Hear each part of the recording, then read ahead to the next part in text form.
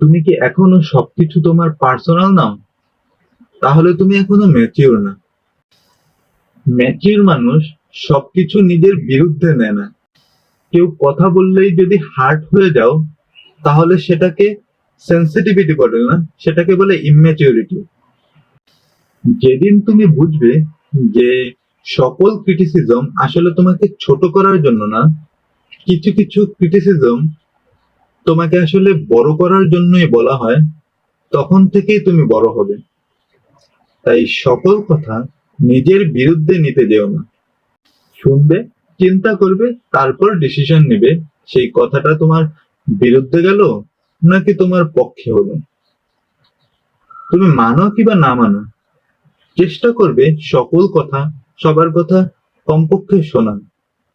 তারপর তুমি ডিসাইড করবে সেই কথাটা তুমি তোমার উপর ইমপ্লিমেন্ট করবে নাকি করবে না, বা তোমার রেসপন্সটা আসলে সেই কথার কি হবে সেটা তুমি শুনলেই বুঝবে। কিন্তু মনে রাখবে, সব কথা নিজের উপর নিতে যাবে না, নিজের উপর দোষ দিতে যাবে না সবসময়।